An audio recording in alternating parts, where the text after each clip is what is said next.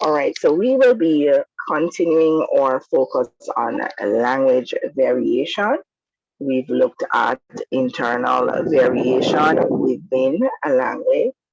So we've looked at things like morphological variation, lexical variation, phonological variation. So you should remember our discussion about economy versus economy. And we said, well, we're not really getting any social information about the two terms, right? Economy, schedule. And so we looked at Labob's classification of variables, linguistic variables, and he mentioned three of them: the indicator, the marker, and what's the last one again? Anybody remembering the last one? The indicator, the marker, and the stereotype. All right, and we said that the indicator is a linguistic variable with little or no social information about the speaker. So you're not really getting any social information about the speaker.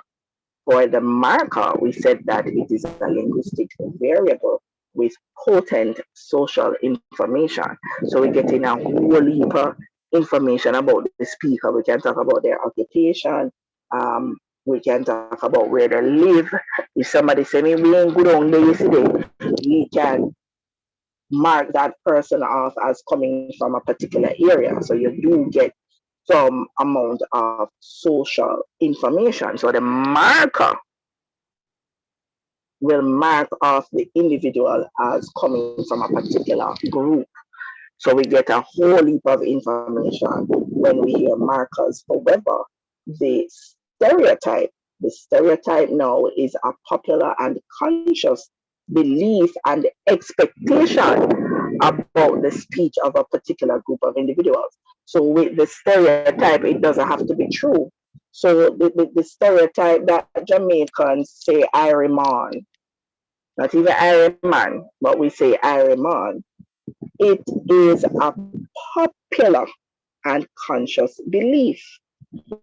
So they don't need to get any proof because this is the stereotype, this is the expectation.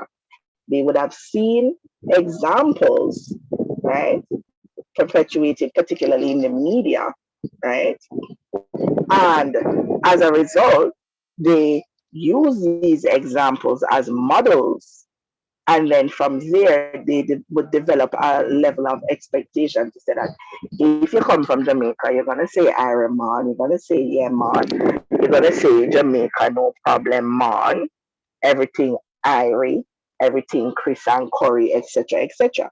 Because this is what the outsiders would have been exposed to as a speech of Jamaicans, right? So that would be the stereotype. So the stereotype is a popular and conscious belief about the speech of a particular group of individuals, right? So the stereotype that all Texans say howdy y'all, for instance. So if you watch SpongeBob, right, you would see where Sandy, the squirrel, she has that kind of accent, and they say that she's from Texas, right? So the cartoons and the movies will help to reproduce these stereotypes.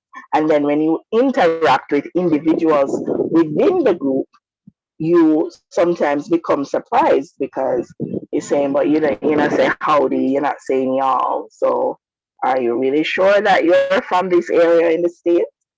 Right?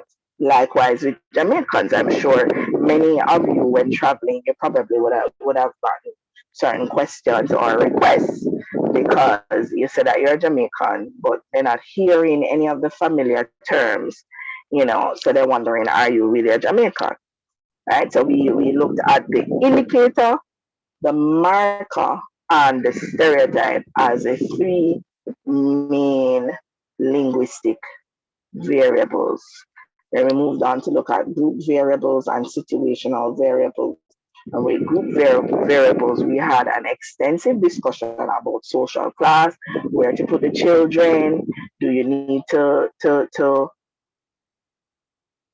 let's say be affluent from birth? Do you can you just get the money? Can you win the lottery and become a part of a new social class and so on and so forth? So we did say that these areas are a bit gray, and when reading the social linguistic studies, you have to just ensure that you identify the researchers criteria for these groupings. All right. And so we're going to be looking now at the language variation theories. So these are theories that have been put forward within the field to account for why we speak differently. They're accounting for the existence of language variation, whether it be internal or external. All right. So remember, internal is within the language, and external is just across languages. Also, you should remember social variation and regional variation. So we said that regional variation, we would not be focusing so much on that, right? But definitely social variation, where we're looking at the variation across communities, across social groupings in terms of age and gender, for instance, right? In terms of quote unquote upper class and lower class, right? So we're going to be looking now at the theories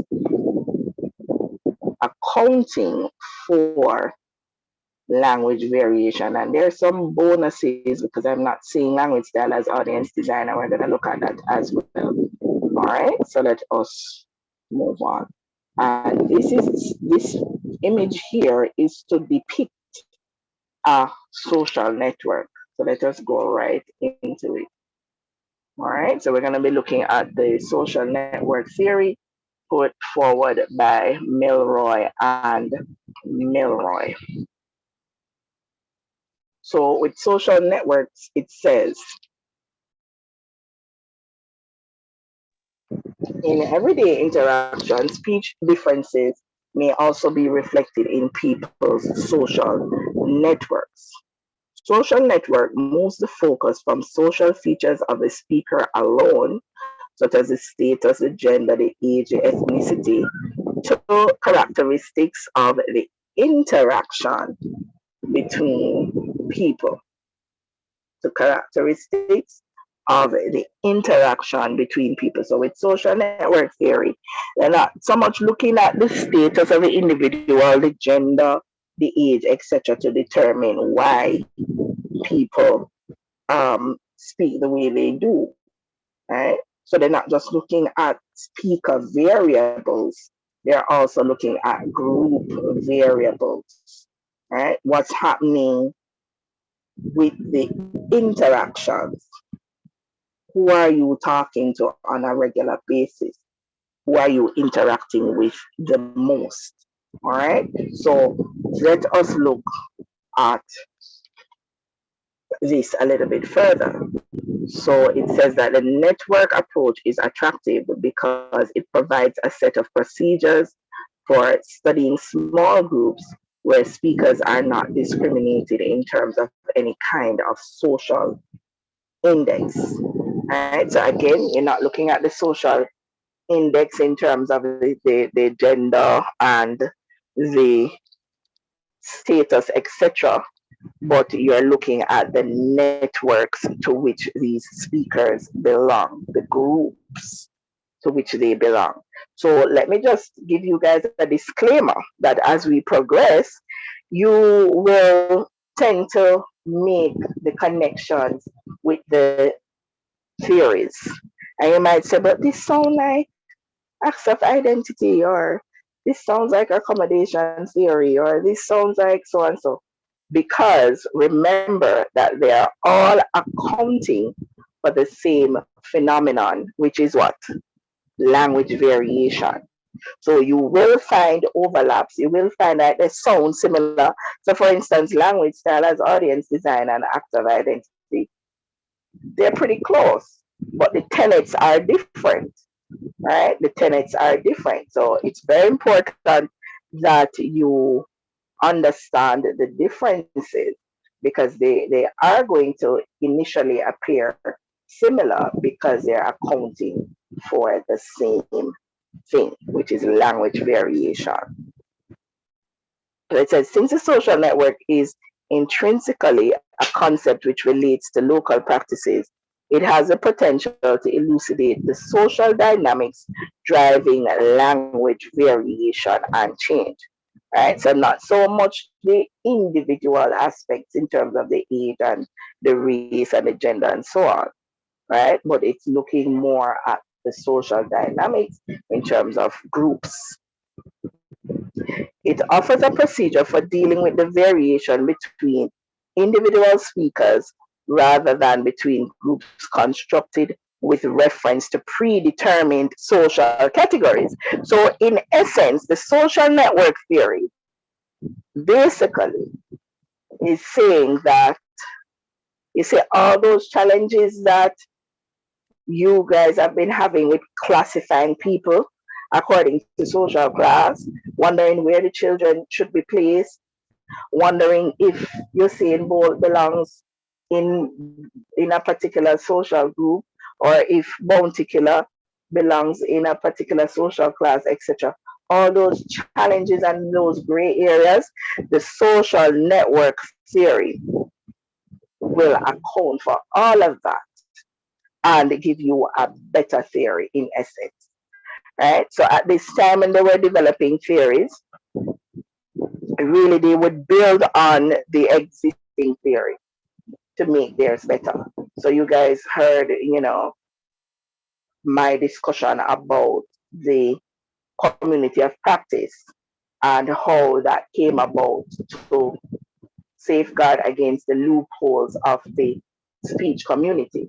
So what you will find is that they're building on the existing theories. Everybody wants to come up with a theory and they're saying, listen, your theory, you have some serious problems. So I'm gonna just build on it and make it better and put my name on it.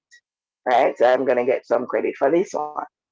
Right. And you find that happening in all fields where they're building on the existing theories to, yes, to improve upon knowledge and how we understand whatever the particular phenomenon is, right? But at the same time, they're really establishing themselves in the field, all right? So it helps with the problems encountered in putting people in these predetermined social categories. And as I said before, we had that extensive discussion, right? You guys remember that extensive discussion about Bounty Killer and Usain Bolt and, Sean Paul's wife saying that he doesn't belong there, he must go back where he come from. And when you probably look at the bank accounts, you see that Bolt perhaps have more money than them, right? So which criteria would you use then to put these people in these social categories? So all of that is problematic. So social network theory come to answer all of that. So this was supposed to be an example of a social network theory that I made some years ago, and my name should be in the center there, but let us continue. So having um, several connections with individuals in different capacities. All right. So Janice and David from church, right? But at the time, David was also a student of mine. So you find that there is another connection there, not just at church, but with Janice, it was just at church. So you just see one line connecting Janice to David and then to me, right? Then we're looking at the other aspects with Tashini as colleague and friend, right? So the social networks, they look at the connections, the types of connections that you have with your friends and family members, your neighbors. Are you interacting with them in more than one capacity? So, are you teaching your neighbor's child, right? Are you friends with the postmistress or the bus driver? So, how are you connected to the people in your network? And I'm gonna ask you guys to draw your network after we go through. Right? So the network now in social linguistics, and yes, social network theory came about long before we had social networks, right? As in social network platforms and social media, right?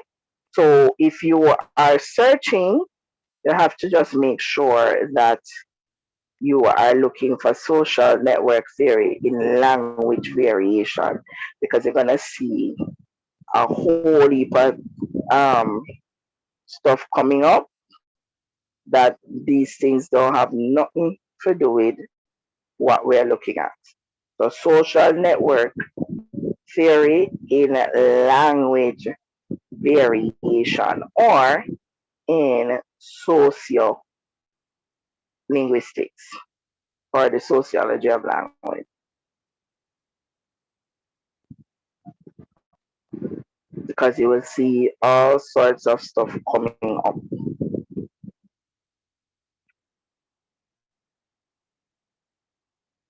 So it is the pattern of informal relationships that people are involved in on a regular basis, right? And we're going to look at density and plexity shortly, right?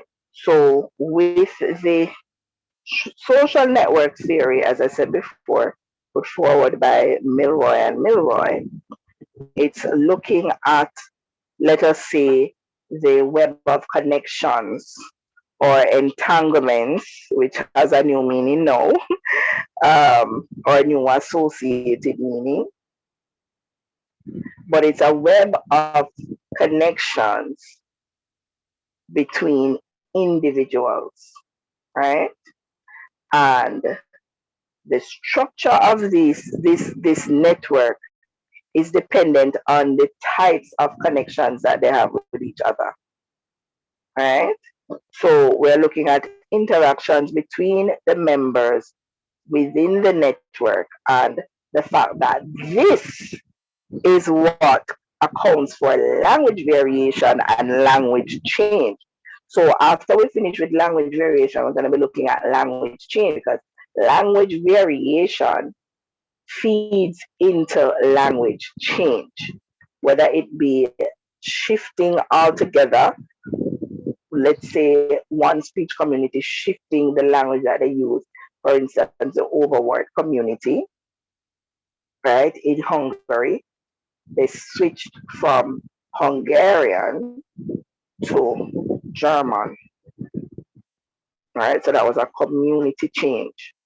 Or it can be language change within the individual, but we will be looking more closely at language change within speech communities. All right. So let us look at, so I want you, as we're discussing, to think about your various connections. So the different connections and the groups that you belong to.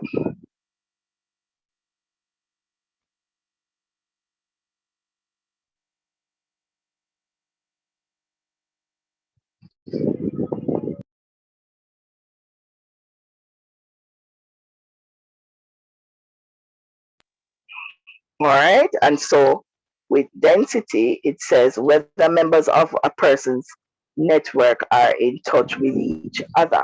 So the network that I attempted to draw, for instance, David is a student and he's also a member at the church. and he is in contact with Janice outside of me, even though Janice is also a friend from church, right? So with density, it says we're looking at whether members of a person's network are in touch with each other outside of the individual. So it says, do your friends know each other independently of you, right? So even though Janice and I are friends, and David and I are friends, they know each other separately. Also, David would be familiar with Tashini because she is another lecturer, right? Or was at the time when I did this, right? So he would be able to interact with Tashini outside of me, all right? But a cousin Gary would not be connected to Tashini outside of me.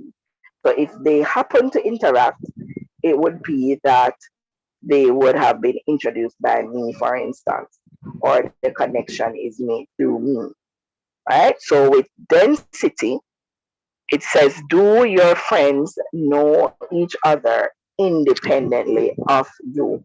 So this is the test that you use now to determine your level of density in your network. So let me throw the question. Do your friends know each other independently of you?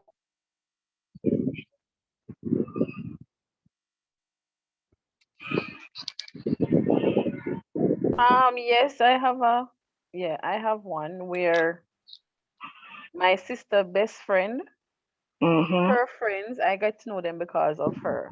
However, I have persons who I trained with, who I know through training, and then I happen to see each other on them WhatsApp, and then when I asked around, they went to the same church, so they knew each other outside of me.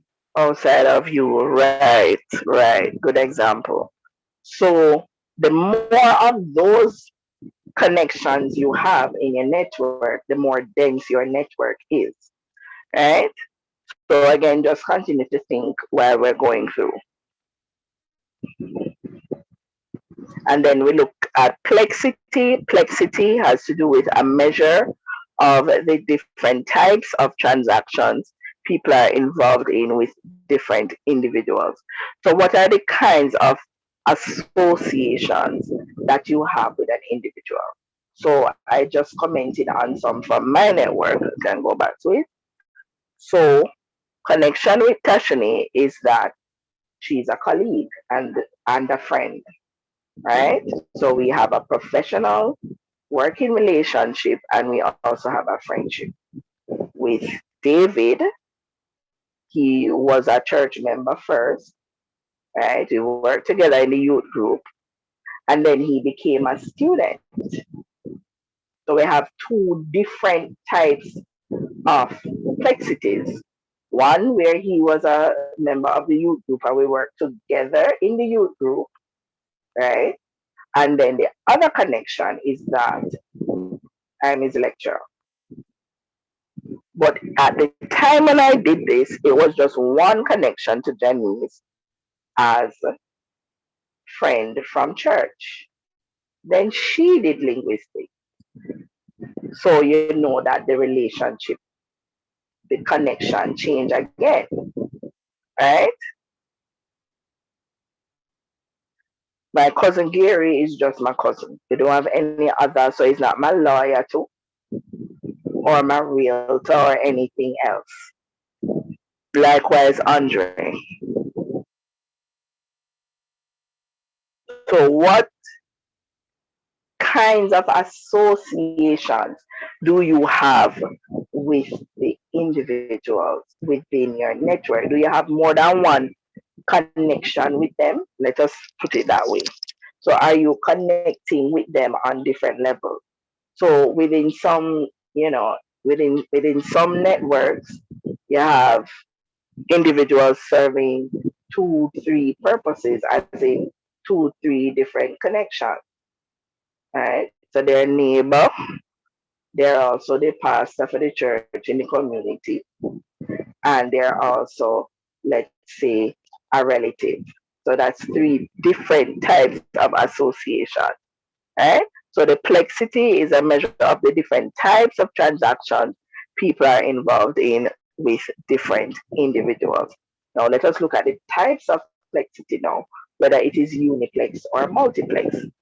With uniplex, which is where you just have a one-on-one relationship, it says, for instance, student-teacher relationship. You have an association with that individual in only one area. You are their teacher, and that's it, right? You are their teacher. So you just teach them, and you only see them at school. And when you don't teach them, you don't see them again until you come back in the class. Or your co-worker. When you leave work, that's it. You don't interact with them outside of that connection. Now, of course, we know that people develop other connections with people. So you have student marrying teacher, teacher whatever with student. We have co-workers getting married to each other, co-workers becoming neighbors, co-workers becoming best friends, and they are godparents to the children, and so on and so forth, right? So the uniplex is just the one-on-one or one-to-one relationship, just one connection, right? Colleague, student, etc.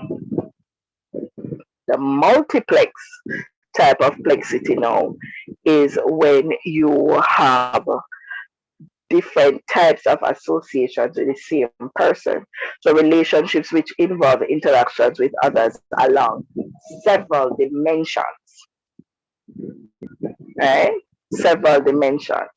So that student is also your neighbor's child.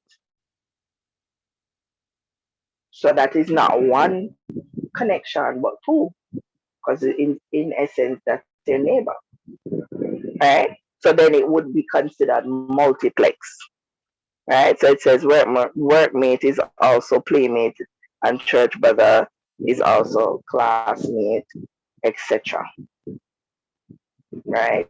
Members from the community ending up going to the same school, brother and sister in the same class. So they're brother and sister, but they're also classmates, husband and wife, right? Or boyfriend and girlfriend. So I've seen quite a bit of that in my years, to the point where some of them actually got married, right? Boyfriend and girlfriend becoming classmates, or classmates becoming boyfriend and girlfriend, whichever way, right? So we have the multiplex. So, all right, by now you should be identifying some of the connections that you have. So let me know now. Can you tell me of a multiplex relationship that you have?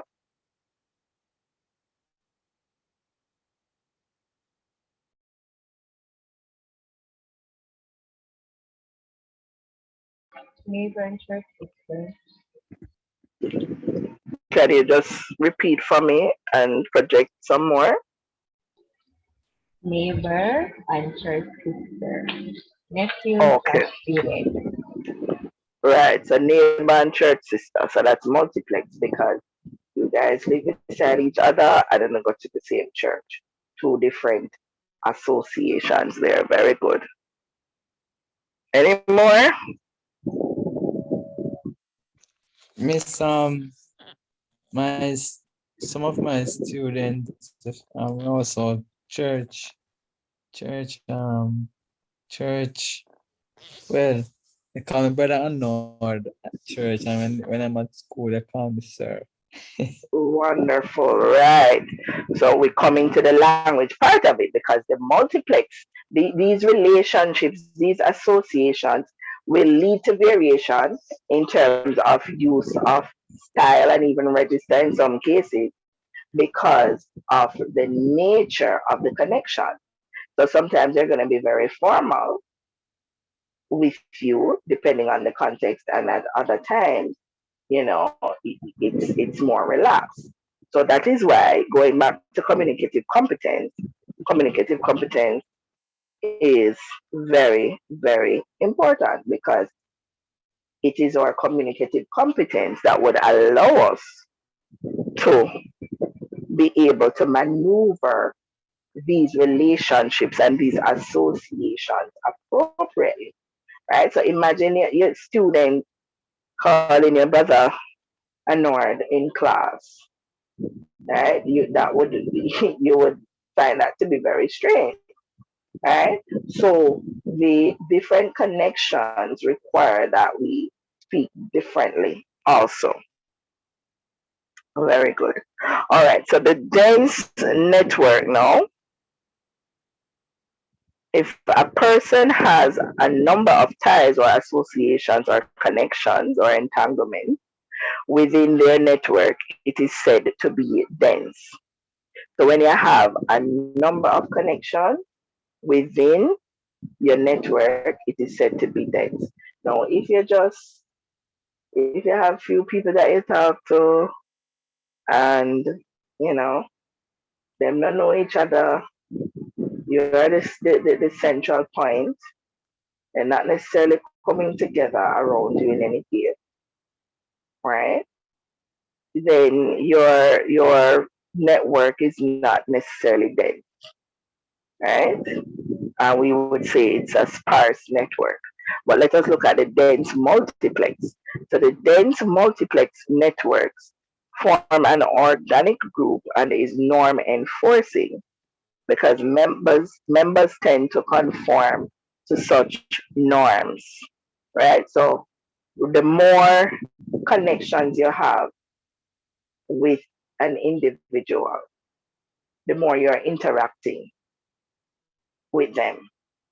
And then the more multiplex networks that you have, you find that everybody interacting with each other. And so you have norms that develop as a result of those connections, right? So it says people belonging to such networks, these dense multiplex networks, usually behave alike. And this is not just based on linguistic behavior, but social behavior as well, right? So if everybody is resistant to the system, whatever that system is, right, you will find that they are behaving similarly, right? And that includes the linguistic behavior in terms of what they're saying, chant down Babylon system, fighting the system, establishment, etc., etc., right? So these networks are norm enforcing networks. So you develop a norm within the network, and everybody will tend to gravitate or conform to those norms. And it says that these are usually found in rural areas, right? So in the rural areas, the districts and the villages and so on and so forth, you find more dense multiplex networks, because you find that your neighbor is the postmistress, your neighbor is also your church sister, and your neighbor is also your cousin. So you have four connections with this one person, right? Then when you go to work, your colleague is also the pastor for the area, right? For the church in the area. And he's also a shopkeeper. So you're interacting with these individuals regularly during different types of transactions or interactions, right? So we usually find these in the rural areas. Everybody in one place, everybody interact with each other, and they're interacting with each other in different capacities, right? Because the pastor is also the farmer, and in go to the market on Saturday, right? So you will find more dense dense multiplex networks in rural areas. And that is why you have these speech varieties within the rural area where everybody sounds the same Look, because they're interacting with each other regularly. Yes, go ahead. all right, so sorry about that. With the speech density then in the rural area, right? You see that Mm-hmm. there's a higher prevalence there. Okay. Is it true because of less consideration for stratification per se, or classes or something of that sort, where you realize that even though you might hold a position that is deemed prestige or prestigious, then still you just interact because of the maybe the type of living that's present there, and maybe a lack of regard, for a better term, for certification. Could that be a factor? Yes, but let us also remember that we have a change in society now. So Okay. when we talk about the dense multiplex networks, we're talking about the traditional type of um, setting in terms of Okay. the rural areas, right? Because of course you would have known that scamming, for instance, would have changed A lot. many things. Right. Yes, yes, yes. So in the traditional sense, yes, that's correct. All right. And then it says much language variation is usually found with people who have many uniplex relationships. So let me just go back to the rural areas. Because they're interacting with each other regularly within these areas, they're not necessarily, and again, traditionally, they're not necessarily um, interacting with one individual in one connection, right? It's usually in more than one way. So you find that there is a level of conformity as it relates to speech. So everybody sound the same way, right? Because there's no outside influence, so to speak. However, with the uniplex relationships, when you have an individual who just has one connection to everybody in their life, then you will have more variation, and that makes sense because if they have to change their register, for instance, or the style when interacting with the individuals in their network, it means that they are changing to suit those individuals all the time. So you will have greater variation in their speech as opposed to those in the dense multiplex network who would be interacting with the members of their network quite regularly.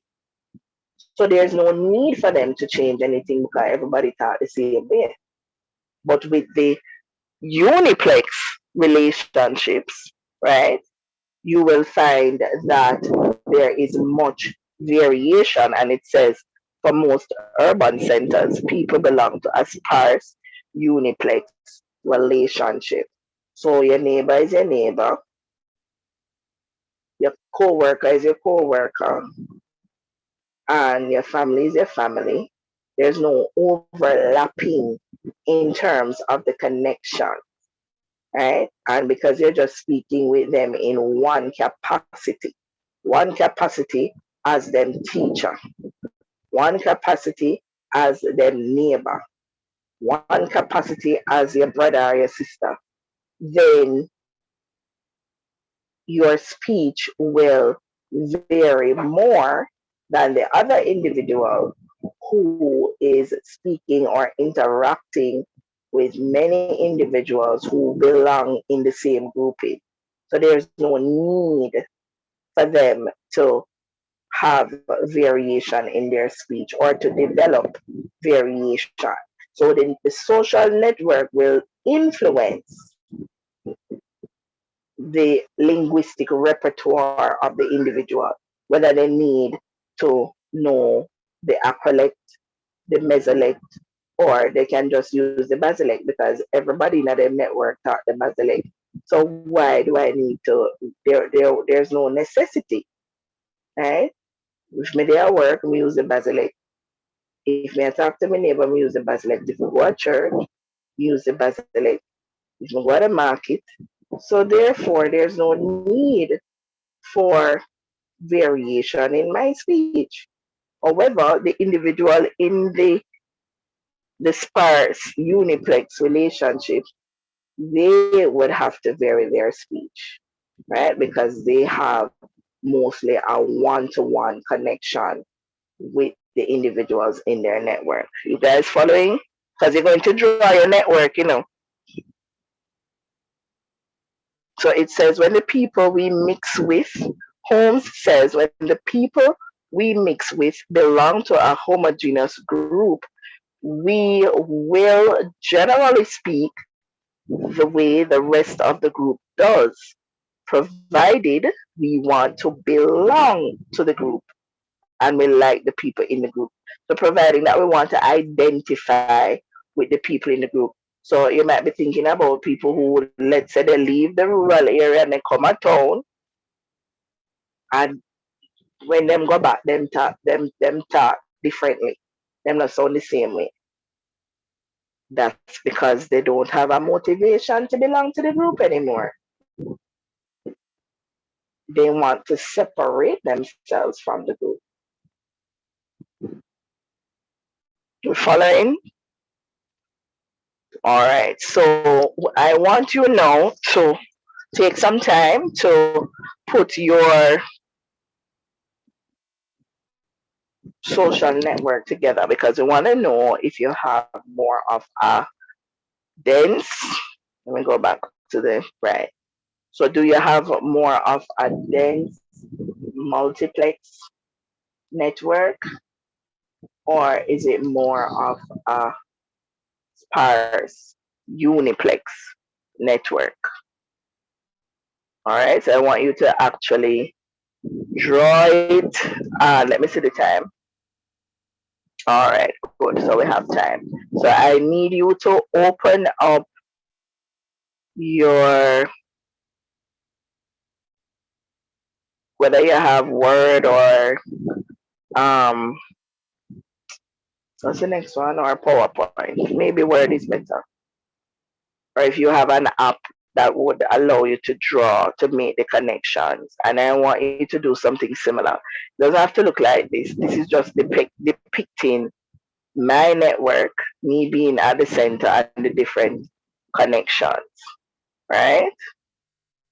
So I want you to draw your network. Let me see something. Right. I want you to draw your network now, or you can do even just write it down first and then put it into some kind of diagram form. So you want to write down. Obviously, you're not gonna write down every single person that you know, but let us focus on the ones that you're interacting with the most. So let us say the top 15 people. So for some of you, you might say 15, I know so much people. That's fine. So you already know, you already know the type of network that you have, right? So let me know if you guys are following first of all, and then we can go into the activity. So after you guys share, then we're gonna look at the acts of identity. All right. So you have the uniplex. So it would just be a one line if you're interacting with that individual in only one capacity. One line as co-worker, two lines as co-worker and friend, or even co-worker and sister, brother.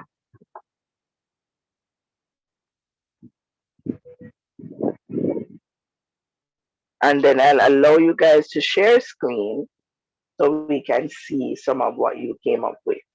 So this is my concept.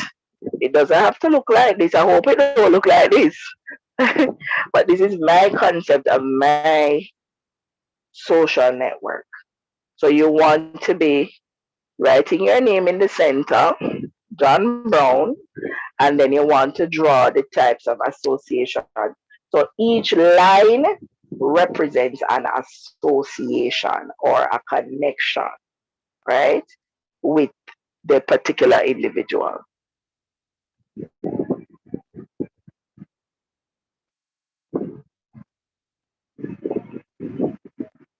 Any questions before you get the break to do that?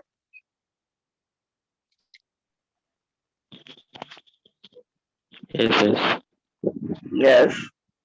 So it's just a line that will go to each individual and not necessarily the relationship that we have with that person. Right. So when you're explaining it, you're going to tell us what the line represents. So whether it's Oh, co-worker, yes. So you're going to explain it. So when you draw it, okay. you're going to just give us a little overview of the connections. Okay. All right. Okay. 15%, you say? Wow. No, I'm saying no more. So for those of you, you're very popular, and you have whole heap of friends, etc. No more than 15. So I'm not saying you should go up to 15 and include 15%. But if it is that you have lots of connections, don't go over 15. So if you just have 5 or if you have 10 or 7, that's fine too. Mhm. Okay. Right? Mm-hmm. Thank- Right, miss, thanks. All right. So I'm going to give you guys 10 to 15 minutes to do that. Let me pause the recording. All right. So who is going to go first? Marlon, go ahead.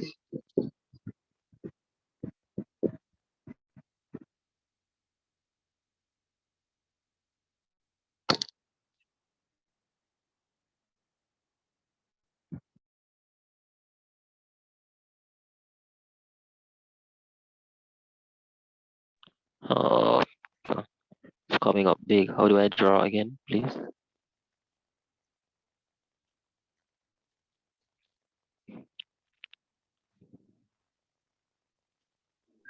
Oh, you didn't actually draw it before? Just to share Mm. screen so that we can see what it is that you put together. Oh, so you click the link. Right, no man, don't ignore the link for now. All Okay. right, we just want to see, right? We just want to see the network that you have, and then I'll show you guys what to do with the link. So, are you Okay. able to share screen? Mm. No, it's a tablet I'm using. Oh, yeah, man, you should be able to share using the tablet. Alright. Alright, miss, just a second. Mm-hmm.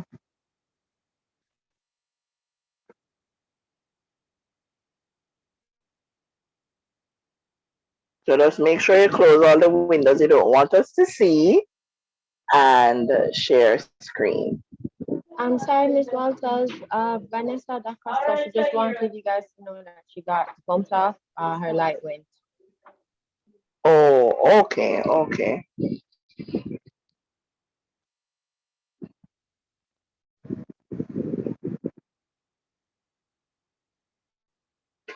Anyone else in the meantime while Marlon figures out how to share from the tablet? I'll try and share mine, miss, but I'm not sure. Oh, Oh, Marlon, yeah, it's coming up. All right. So we're seeing Mr. Smith in the middle. All right. So explain the other connections now. Okay, I'm in the middle. I have 4 associates in my professional community. Alright, P. Williams, the co-worker. S. Tucker is a co-worker. B. Lawrence is a co-worker. T. Spence is a co-worker. And N. Peppers is a co-worker. We don't have any other relation except that we don't go to church together. We're not related by blood Mm-hmm. or anything So tell me else. something, Marlon. Is only co-workers you have in your network? That's okay. You don't have to answer that. All right. So, but question: these co-workers, though, are they interacting with each other? Are they from the same institution? Yes, please. Right. So it means, therefore, that you are not the only way in which they're connecting. Then, Okay. right. So it's for instance, let me try to say. So Spence can communicate with Tucker outside of you. Yes. Right. So in that case, it would not be uniplex, because uniplex is fine. You only have one connection with them. They're all the co-workers. However, they have connections with each other too. Right. So that would be more of a dense network than a sparse one. Right. You understand what I'm saying? Because you see, if they didn't know each other, Yes, please. right, then this would be appropriate. But what we're understanding from this is that you They don't know each have other. just one connection with them, right? You just have one connection with them. That's what you're communicating here, correct? Yes, please. All right, good. So thank you for that. I'm going to tell you guys when to go and type in. Oh, Warika said hers look just like mine. What's that? Warika Car says her Mhm. network looks just like mine. Listen, Hello. it's not co-work alone and having a network, so please. That is not a Okay. true representation of a network. Alright, So I don't can have stop any sharing now. neighbor and any friend. Yes, fine. So the next person can come and share now.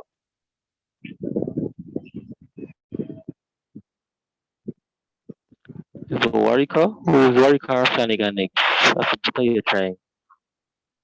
Oh, well, I said Warika, you Janice. next. Oh, so Janice. Oh, Janice. Oh, we get all color, excitement. What? So let me see how best I can explain this one.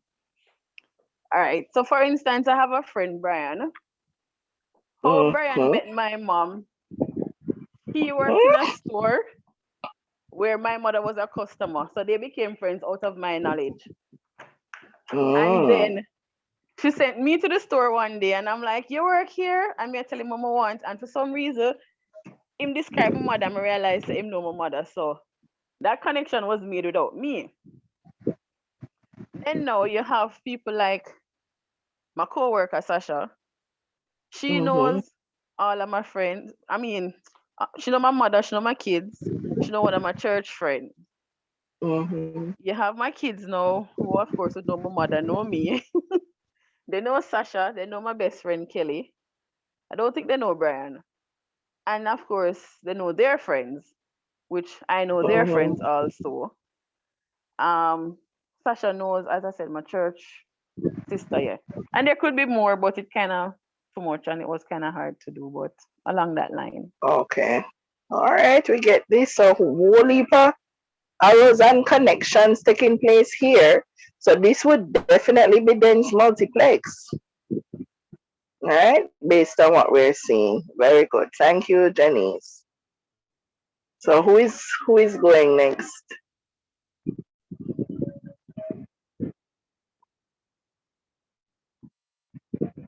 So I think Warika, Karen, you wanted to go as well. Miss, I'm trying to format mine. It's not coming together on the screen. So I'm trying to format it still. Even though it Okay. really and truly does look like Marlon's own, it's just single connection. Miss, do I even have to share Okay. the screen if I say it looks just like for Marlon? Yes, that you and Marlon is not the same person, miss. No, I mean like with the single connections, We want to see it's it. just something similar like that. Yeah, man, we still want to see it. I start formatting it. All right. Anyone else wish to share? Miss, can I share mine? Yes, go ahead, Makini. Okay, let Just me. select share screen down the bottom. Alright, Mm-hmm. so this is mine. So All I'm in the right. middle. This is okay. This is my friend Monica. We actually met at UA. She's a teacher now, so technically she's a colleague. But before I met Monica, I met Monica first, and then I met Stephanie. But Monica knew Stephanie from before because they were in the same classes. So we're all still friends now. Then from Stephanie, I met Janelle. She did her degree in GEO and she did a job, so she ended up becoming a colleague because I recommended her for the position. So I met Stephanie, and Mm-hmm. then Stephanie met Janelle. Well, Stephanie introduced me to Janelle, so they have a relationship outside of knowing me. Stephanie and Monica have a relationship outside of knowing me. These two connections don't, these two parts don't really connect because these set of friends don't know these set of friends. But these are friends that I actually have from high school. So I met I met Jamoya first. Lies. I met Jamoya first because we used to get dropped to school by the same lady in the morning. And then I met Kimberly because Kimberly is Jamoya's sister. And then Mm.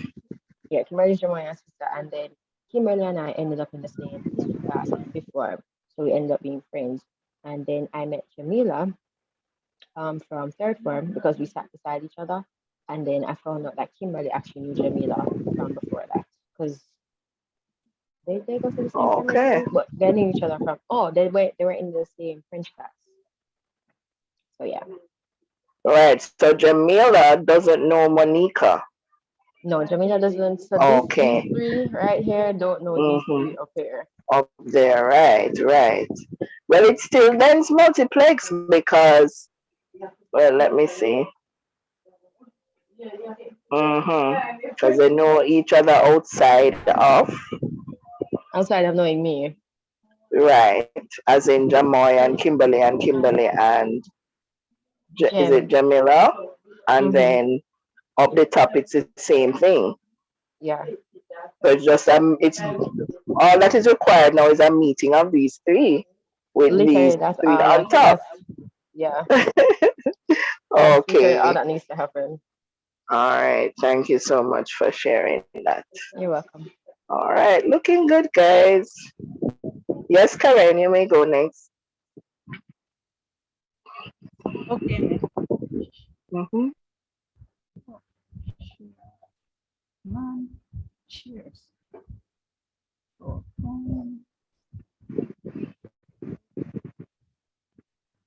Miss, are you seeing it? Yes. Okay. So mine originally started as a sparse family network, but then Mm-hmm. I added my co-worker Marcia, who knows my husband, my mother, and oops, I forget the connection with my daughter. She also knows my daughter. Okay.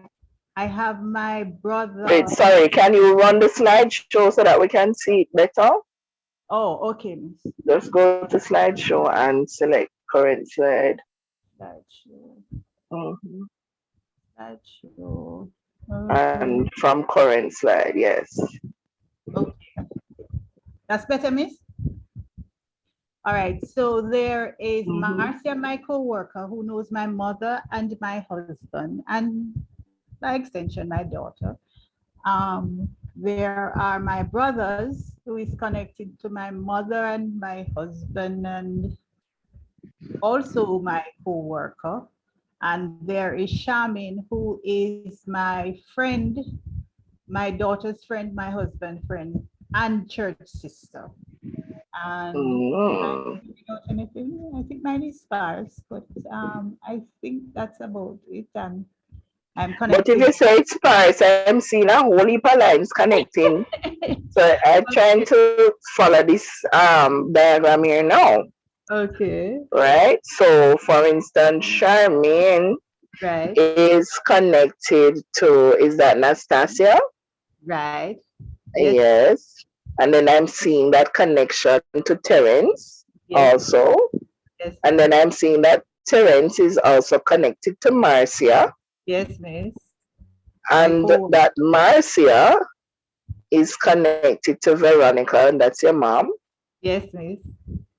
And Yes, then I'm seeing an overlap here with your brothers. And you right. forgot to draw that well, no, I'm seeing the line. So you have a line there connecting your brothers to your mom. Okay, okay. And then I'm seeing the line. So how could this be It's not sparse now, Karen? because it's not a lot of people.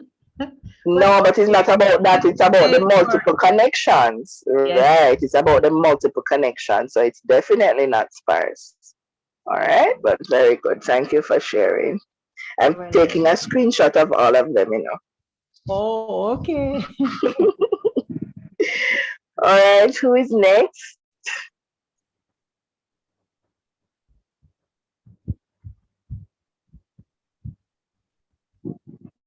All right. So let me, in the meantime, who is coming next? Enord, you're coming next?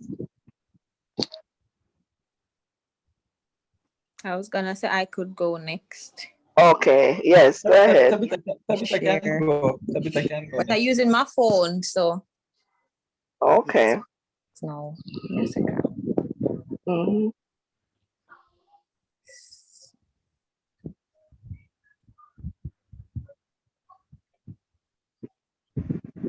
Is it showing? Oh no. Not yet. It's coming up. All right. All right. Yes, I can go So ahead. I used the double line because with the single line it was even confusing me. So let's start with at the top. No. Let's start to the left. So myself and Sunanda.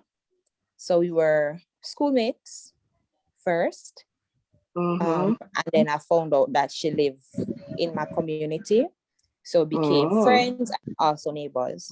Same for Sabrina. So same school, same primary school. They are neighbors. So she lives in our community as well. And we became friends. So Sunanda and Sabrina, neighbors. Oh, they should have 3 lines. So neighbors, friends, schoolmates.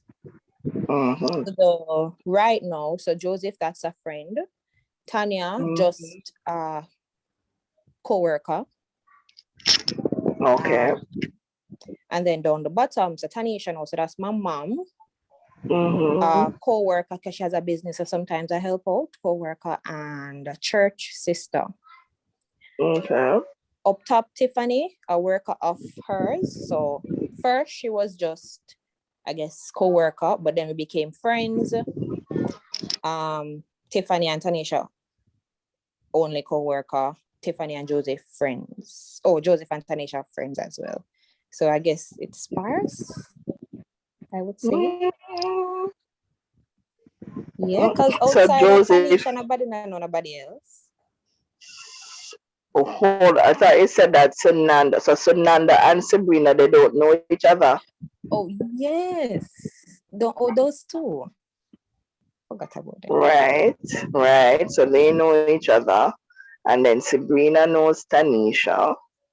So it's Tiffany and Joseph, but Joseph knows Tiffany. Did you say that? Yeah, they know each other as well. So really the only one, yeah, exactly. And the only one that I'm seeing that doesn't really, based on the diagram, is that Tanya. Right. Right. So Tanya is your co-worker, you said? Right, yeah. Yeah, and that's just the connection. That's the only connection there. So it's not as sparse as I initially thought. Right. Very good. So you guys understanding the concepts now. All right. Who is next?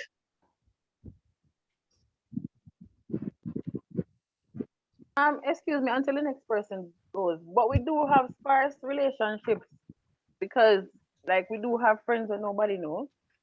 Yeah, but remember that you're looking at the ones that you interact with the most. So remember, I said no more than 15.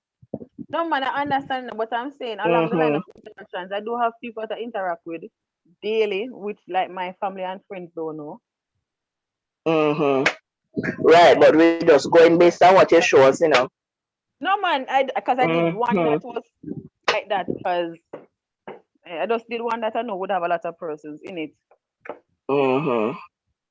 Right, like your top 5, your top 10 that you interact with the most.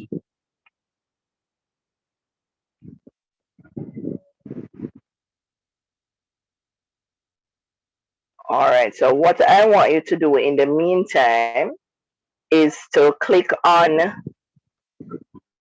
the link in the chat, and you're seeing my screen. You should be seeing my cursor. I'm just going to show you how to do it. So if you have a dense multiplex network where they're connected in more than one way, so you have more than one associations with them, right, in your network, you're going to go over to the left and select sticky note, right? So you should see it coming up. You guys following?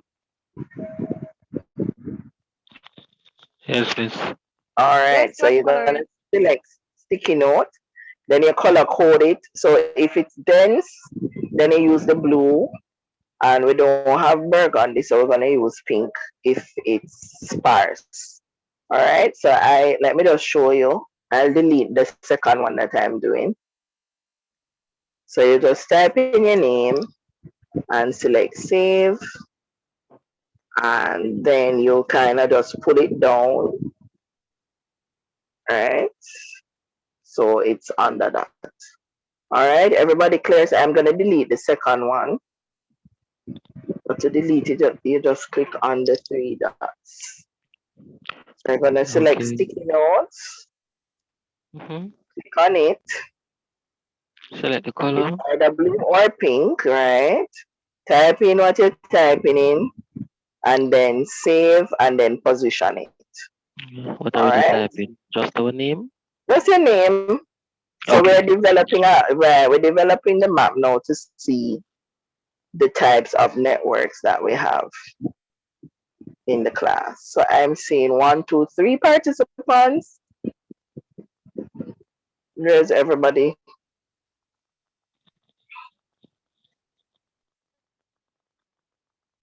All right, so Makini is on the Okay. board. Sticky note. Sticky note. Good. Well done. Warika.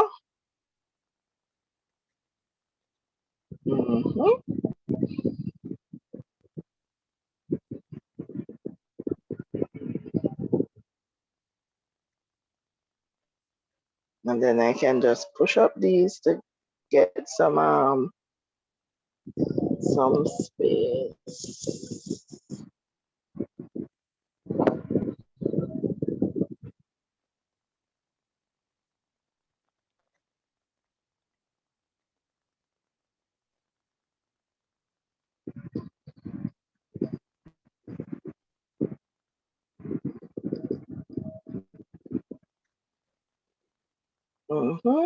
Good.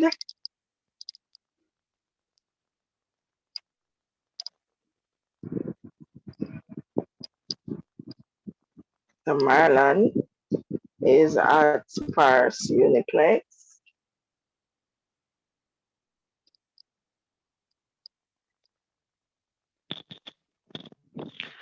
The Kadian is kind of hiding. I think Adian. What's that? I said the Kadian has become Adian. Oh, I'm not seeing it on mine. Somebody take off my K. Yeah. Well, I think he gone over too far to the corner, so the K is now hidden.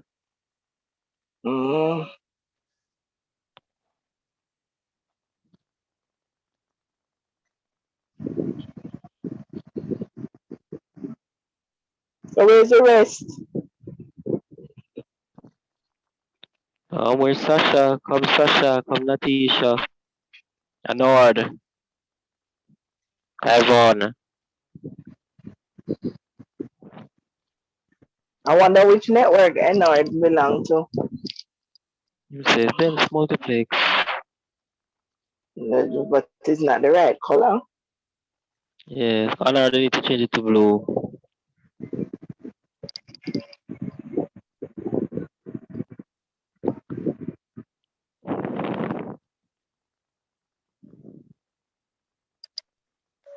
Sanko.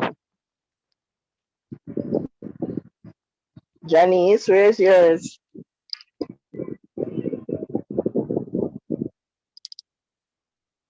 Kaivon. I'm seeing Makini. Tabitha is there. Warika is there. Natisha is on the board now. Oh, some persons dropped out. Where's Sasha?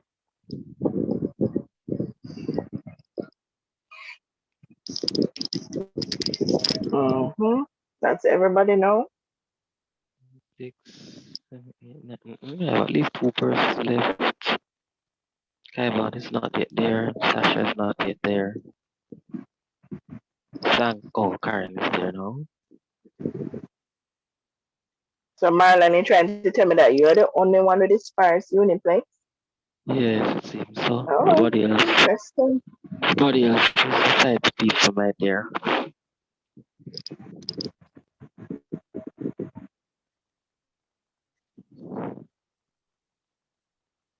So I'm gonna save this when you guys are through and send it in the group.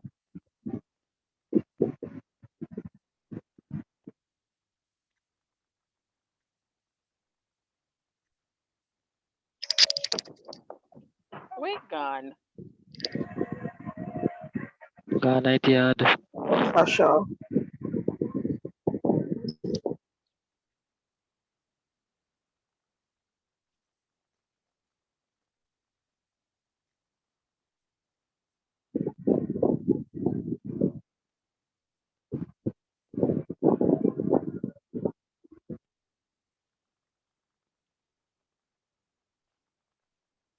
Oops.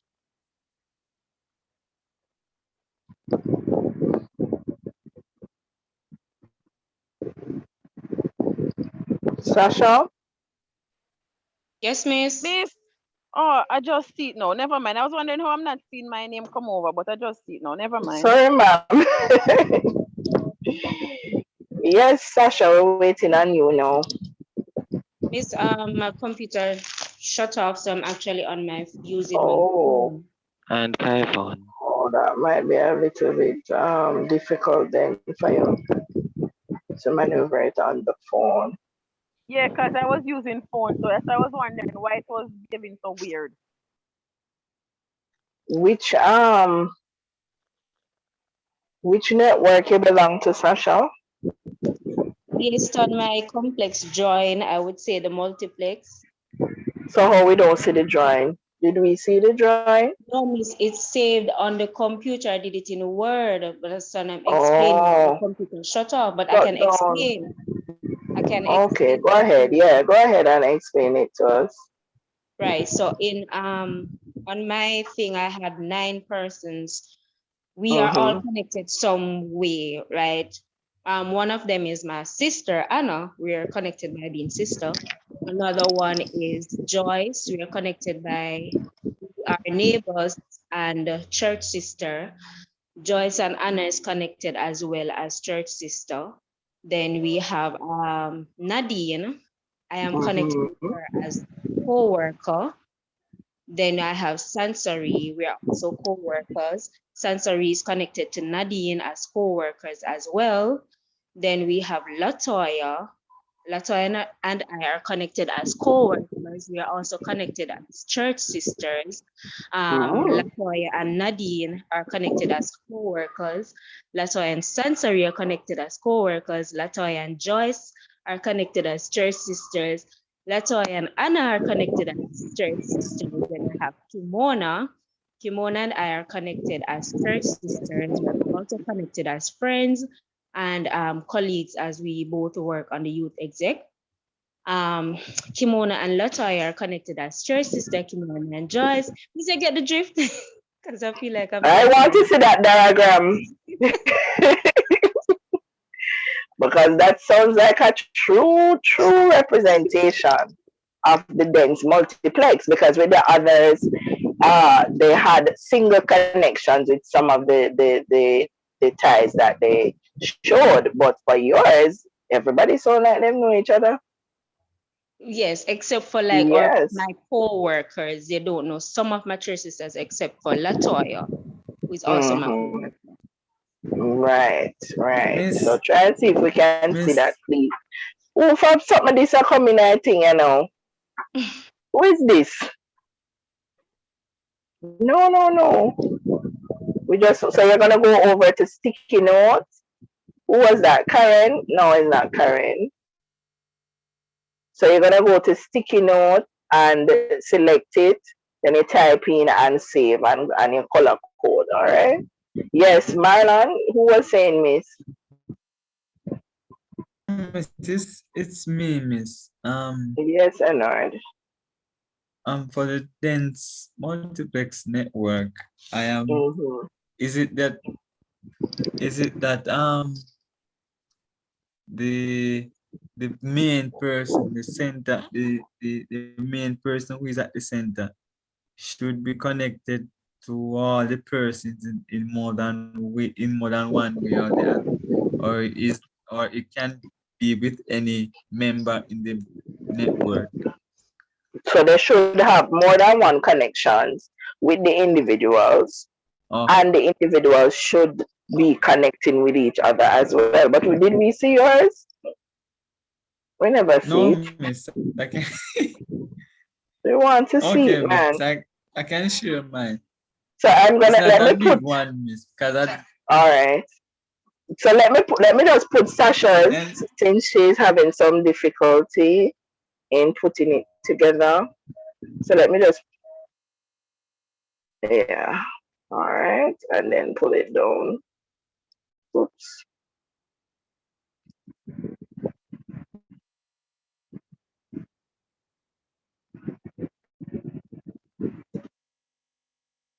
All right. Great. All right, so I'm gonna stop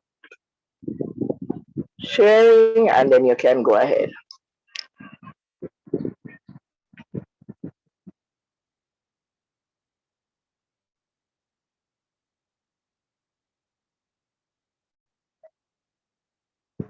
are you seeing the And screen? it says that it's coming up. Okay. Right, it's taking a little while, but it's showing us that you've started to share screen. And Sasha, if you can bring up yours in the meantime, if that's possible, so that we But you will can. have to do it over on the word on my phone.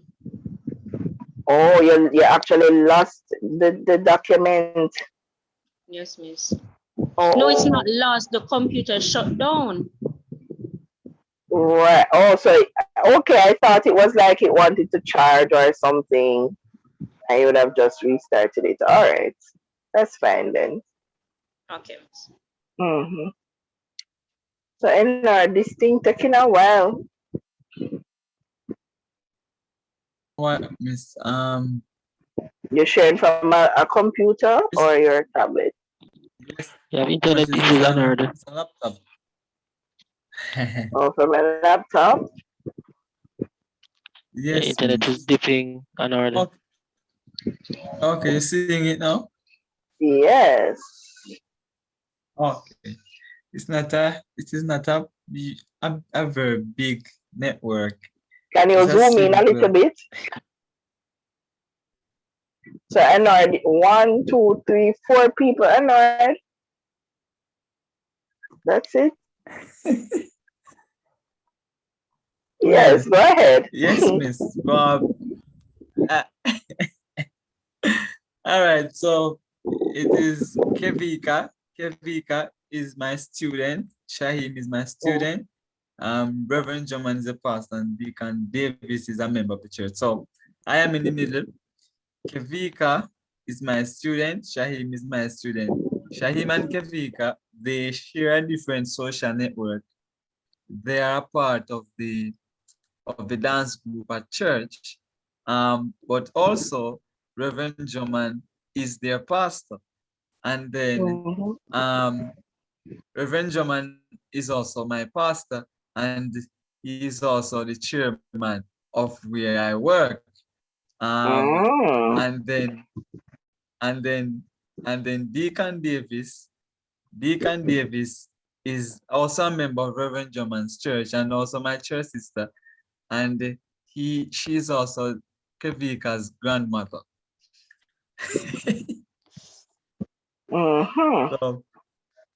So that is how it is, Miss. Okay. Very interesting. Hold on, don't take it off yet. Don't Yes, take it Miss. Go off ahead. just yet. Let me just take a screenshot of it. All right. Okay, great. Question. Any connections in the class? With Shahim and No, Kevika? no, man, no, not necessarily you. I mean, in this class, no. This is an open question. No, Is Miss. there any connection with anyone outside of this setting prior to? No, Miss. No, Miss. I don't know anybody. Okay. That's the same for everyone here? No, I know Janice. Yeah, I know. Right. Outside of school. Okay, good. Anyone else? Same as So it's Anord for me, miss. I don't know anyone here. I mean, okay. right.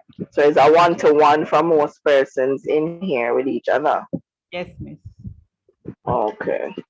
I was wondering if we had any besties or any spouses or anything happening that persons didn't care to put in their diagram. All right. And I'm sure by the end of the program. Yes, I didn't get to show my thing. Okay, you want to go ahead now? Yes, yes. All right, great. So while she's taking a while, saying that by the end of the program, I'm sure that the connection will be multiple. All right.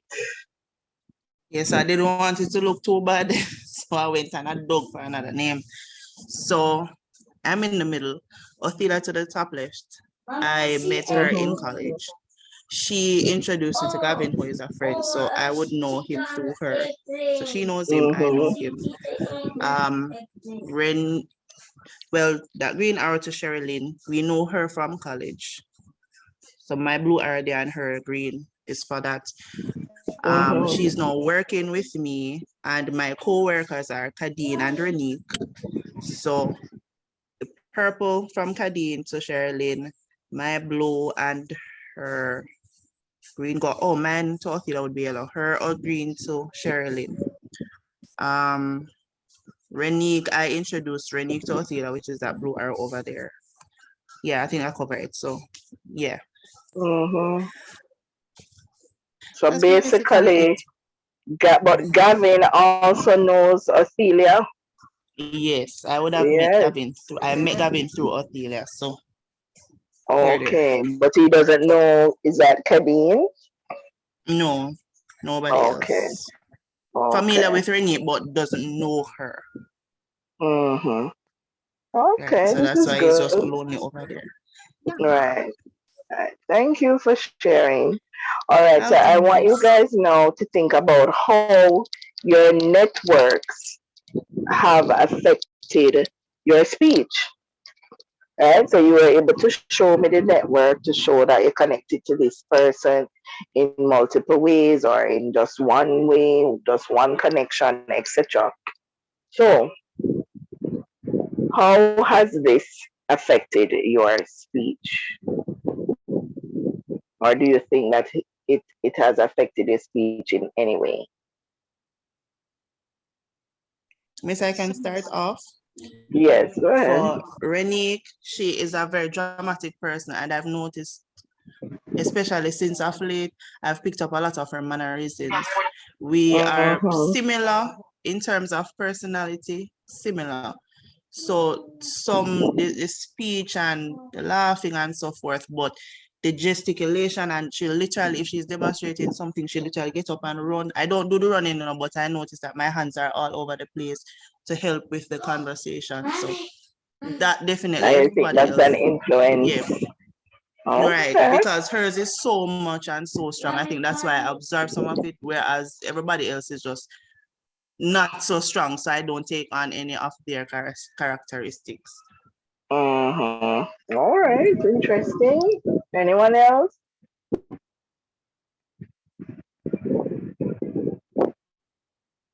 Yes, Miss, I was saying somewhat like for instance with the persons that I'm connected to at work. If we are having a meeting, then you know the speech kind of is formal, where we'll use the standard Jamaican English language. Like after the meeting now, when we are just talking amongst ourselves, then you know the patois chip in here and there. So it'd be like that. With the family now, you're not really careful to cross your T's and dot your I's. So you know you just talk as casual as you can. All right, good. Any other observations regarding speech and your network in terms of even variation?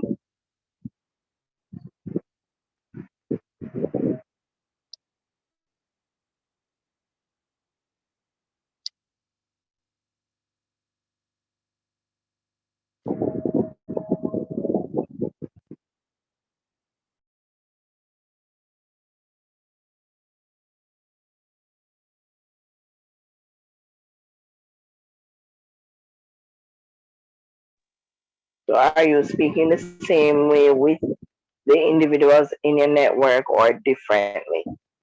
You speak the same way to everybody else?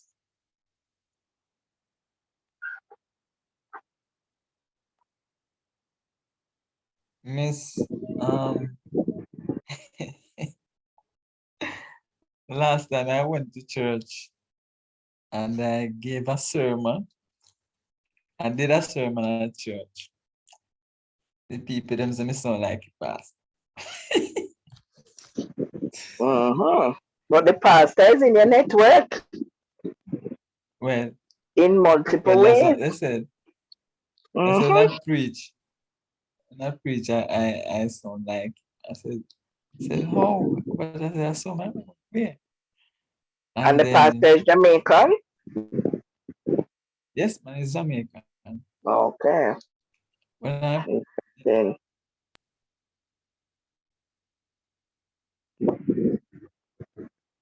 we're not hearing you.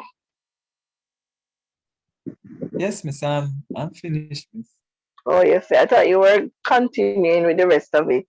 Okay, so is it No, miss, is that just a that, deliberate thing or is it subconscious? You never realize it? no, firstly, miss, I don't spend much time with the pastor because it's just church and then me sometimes he would call me, maybe if you want me to read the Bible or something. That's the only time. And then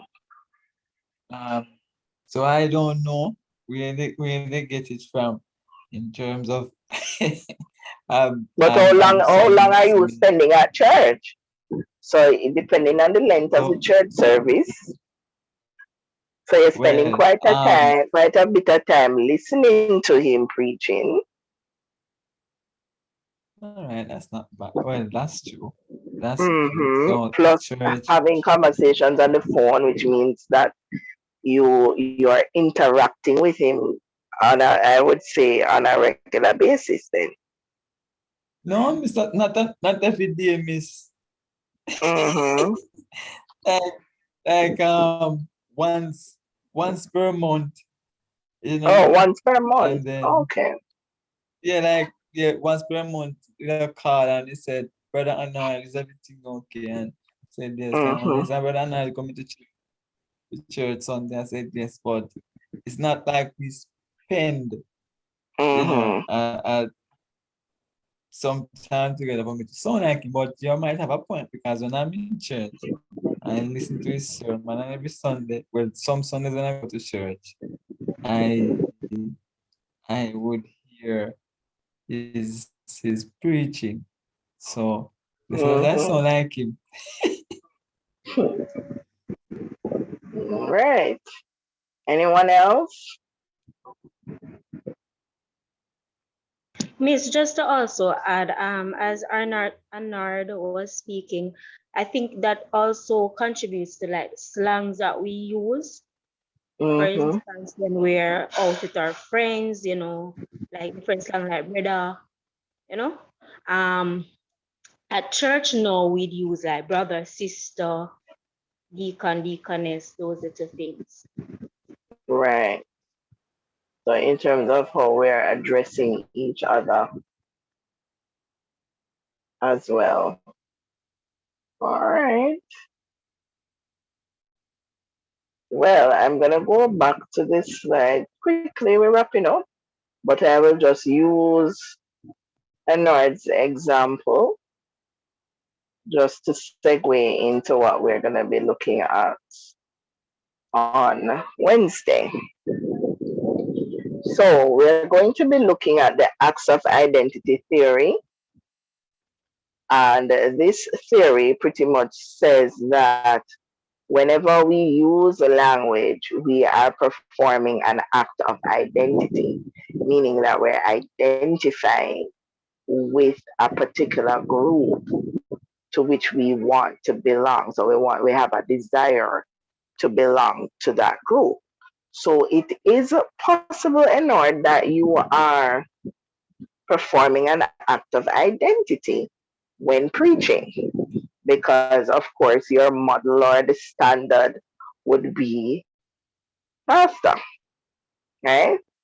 And so it can be done consciously and subconsciously. So you might not be aware that that is what you're doing, right? But those who would be a part of the congregation, those listening to you, they would be able to identify the similarities and say, hey, but you sound like so and so, right? So we are going to be looking at the acts of identity on Wednesday. We're going to start out by looking at identity. Then we're going to look at the theory in terms of the study done in Belize by Robert Lepage. We'll hear a little bit more about him. And what is interesting about this is that this is perhaps the only the only theory coming from a study within this region, right? So we love the acts of identity theory. All right, then we'll be watching a video. I can just touch on this quickly and then we wrap up. So in order for the act of identity to be deemed successful, you have to have these 4 constraints, right? So you have to meet these 4 constraints. 1, we can identify the desirable group. 2, we have both adequate access to the group and the ability to analyze their behavior, that is to their speech patterns rather. Then 3, we have a strong enough motivation to join the group, and this motivation is either reinforced or rejected by the group. And finally, we have the ability to modify our own behavior. So these are the 4 constraints, and then we're going to look at how it is that we perform the actual act of identity.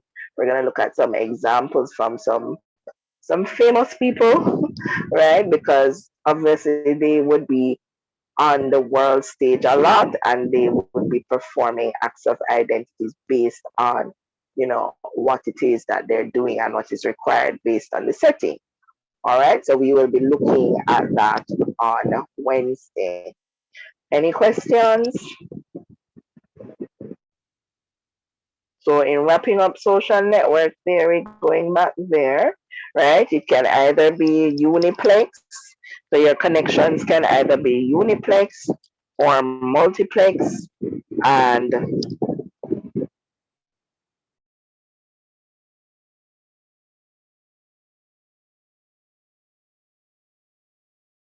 right, and depending on the types of connections, you can have a sparse, uniplex, or a dense multiplex network. All right, so that is it from us today. Any questions?